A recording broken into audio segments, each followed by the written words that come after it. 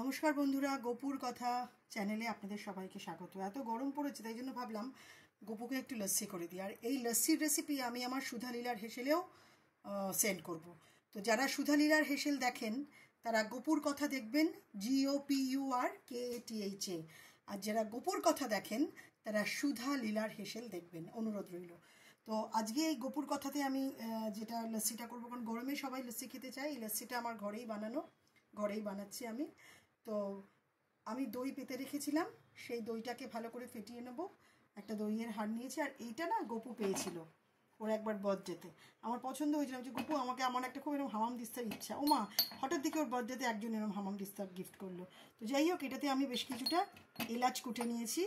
এবারে এইটার মধ্যে করে আমি দইটাকে ফেটিয়ে নেব, আর দেবো বেশ কিছু বরফ কুচি, আর একটু এলাচের কুচি, আর চিনি। তাহলেই লস্যি হয়ে যাবে, গোপুরও খুব ভালো লাগবে।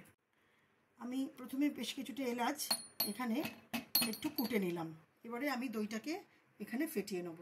চিনি বললাম, আমি এখানে 50 গ্রামের থেকে একটু বেশি চিনি নিয়েছি।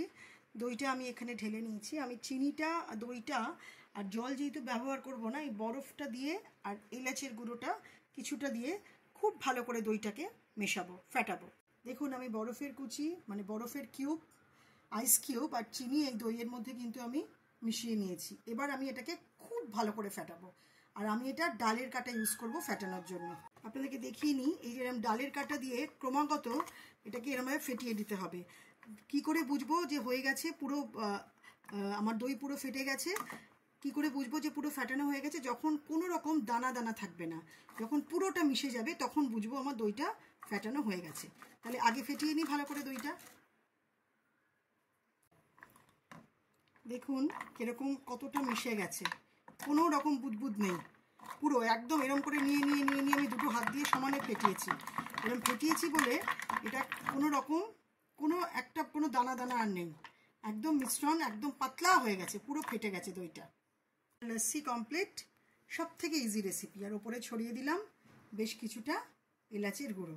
অপূর্ব সুন্দর গন্ধ আর দারুণ সুন্দর স্বাদের লস্যি একদম প্রিপেয়ার।